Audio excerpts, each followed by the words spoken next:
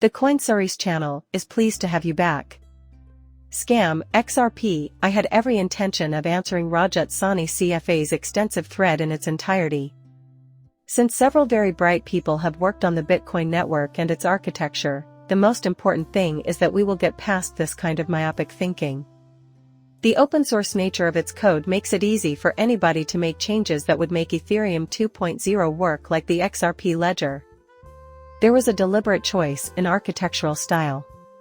If we could potentially transfer XRP to nodes and enable mining and all that, it would function similarly to Bitcoin in that it could run a network. Bitcoin, on the other hand, has a lot of benefits because it can run on very simple hardware. This decentralized, widely dispersed network welcomes contributions from anyone, including me, by way of complete node hosting. By examining XRP consensus, which guarantees that transactions occur decentralizedly, we may execute transactions in seconds at a very minimum cost. Quick, cheap payments are neither worthless or dishonest, and you have no right to say otherwise. Plus, he can't ignore how valuable Bitcoin's design is. Both of them are valuable. I find it very ridiculous that people think my technique is the only way and that all other methods are useless. DeFi and other use cases that we observe being implemented on other systems are not something we should be doing. We also need to start classifying crypto subgroups according to whether they are making a valuable contribution or not. For those who claim Bitcoin's slowness renders it useless, that is my point. Well, that specific architectural style has been kept for a purpose, in the same spirit as XRP ledgers, and both can operate independently within this global cryptocurrency system. For instance, in this stellar piece by Moon Lumbo, the writer wonders, if the SEC isn't going to approve a Bitcoin ETF, then why are they holding so many meetings? A perfect description of the current situation. This is very different from how ETF applications used to work, where the candidate would fill out a single form and then hear back from the organization about their rejection, similar to how meetings work. Things seems like our chance, like we're finally going to get things done. They're fine-tuning little things. I felt compelled to forewarn you because it appears to be happening at this very now. However, this does not imply that it must occur in this specific round. It may occur in a following round or even in a different round altogether. Despite developing a strong emotional bond, they will still be unable to settle the custody dispute. In the past, when discussing exchanges, I have brought up the need of separating custody and trading.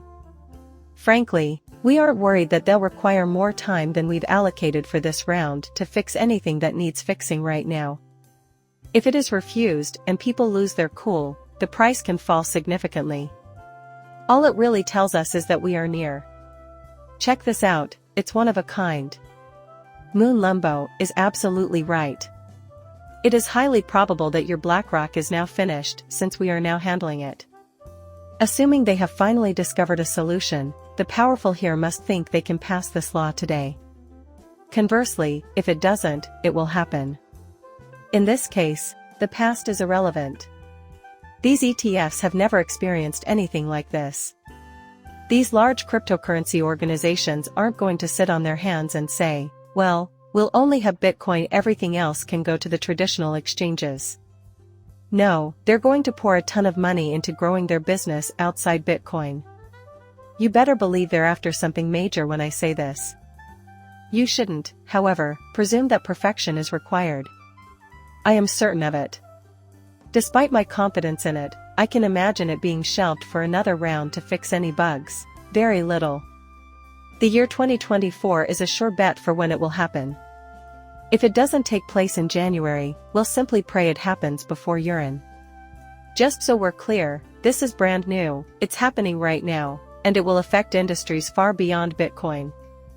A spot Bitcoin ETF has sparked fears that cryptocurrency exchanges would go down as a result. The fact that trading ETFs is far cheaper than trading Bitcoin on traditional exchanges is something they're thinking about. As a result, the common belief is that novice traders will avoid traditional markets. Yes, I do think that. Particularly, I think a lot of people would rather have the security of an insured ETF like BlackRock Fidelity, which is supported by all of their wealth and assets. Consequently, they will likewise have little trouble breaking into the Bitcoin business. Remember that the only way for me to buy cryptocurrency is through traditional exchanges. I can use them there and even keep them in my own custody, because, hey, that will be around forever, won't it? People who are passionate about cryptocurrency won't just say, oh, we'll let BlackRock hold all our value. New crypto investors will have access to the market because of cryptocurrencies, and this approach goes against our views. But we will keep standing behind the indigenous people who want self-governance and who want to make something of their wealth in the actual world. For both, I foresee very rapid expansion. There will still be a market for more conventional players, in my opinion. This will have far-reaching consequences for the digital asset industry as a whole. Furthermore, the broader market is beneficial for all parties involved. As I've been stating for some time, we won't be dealing with the government for much longer. Ripple Coinbase is a pro-crypto pack with 16.7 million investors. Money is more important to politicians than it is to the regular public, as I've already mentioned. The vast sums of money supporting cryptocurrencies are about to cause a sea change. As with previous anti-tech propaganda, this anti-crypto discourse will take the same stance. Good luck opposing big tech, because they have all the money. The same pattern will repeat itself when the value of cryptocurrencies increases. Lawmakers will support crypto companies who have rich backers and influential lobbyists. In addition, the growth of this region further reinforces our permanent presence. The trend will turn, and more pro-crypto politicians will emerge, in my opinion, because the financial backing for cryptocurrency is just starting and will only increase from here. I am confident that an XRP spot ETF will be launched soon, as per what I have read on Ripple. The first one will emerge. It may be a digital currency in and of itself or included in a bundle with others. But I really doubt it will be conceivable right now. Awesome, because Bitcoin can transfer you Ether if you want to cash in. It is wise to assess the market's interest before releasing 1,000 ETFs. They will also want to know how much demand there is from the institutional sector. Your goal here should be a string of successful launches, but they've probably already figured out that they have a good idea. Then they will start growing their ecosystem. While I am not opposed to cryptocurrencies in general, I do not see an XRP spot ETF being introduced anytime soon. As expected, they will proceed with their growth ambitions once they reach Ethereum. Very little. Something will happen when the time is right. It will not, however, happen anytime soon, in my opinion. Regardless of how you look at it, getting the market accustomed to it will take time, in my opinion. They, too, will likely be considering growing into other markets, in my opinion. David Schwartz claims that no one knows the reason behind the relationship between XRP and XLM. What is the degree of their connection? During a bull run, the various cryptocurrency markets often climb at separate rates, but there is undeniably a relationship between them. You know, though, there's a group effort. There seems to be a connection between these two cryptos, even though bear markets typically have a downward tendency. How come? Could it be that he is making a reference? They share a shared history. Before joining XL, Jed McCaleb worked with Ripple. Now he's going stellar and launching a cryptocurrency. My guess is that it's related to your plans to start dividing up the cryptocurrency market, which we've already talked about. This is the view of even grayscales regarding the Bitcoin industry, and it is something that is being considered. Going forward, I can only see it getting worse. The Ethereum enemy started sprinting up beside them the last time you glanced, didn't you?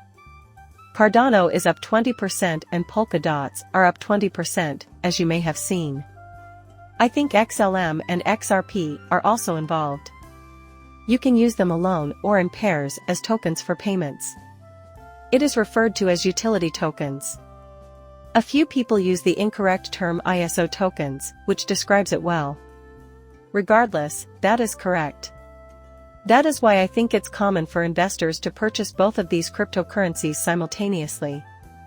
As a result, they embarked on their journey together. The general public's money in these assets has effectively linked them.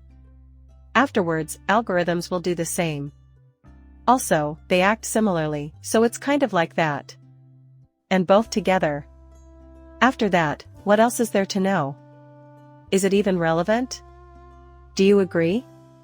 How does the asset do in the long run if you happen to possess it? In the end, does it matter what it's linked to? However, XRP and XLM do appear to have a fascinating link. Still a bit of a mystery to me, but I see them as interchangeable utility tokens, or payment tokens, or whatever you want to call them. I personally dislike the phrase utility token. The ultimate goal of everything is to function as a utility token. Whatever the case may be, all the components of sound money, payments, smart contracts, etc., become interdependent for the same reasons. After all, they are all working toward a common goal. Post your comments below and tell me what you think. Again, I ask that you like and subscribe. Catch you later, farewell.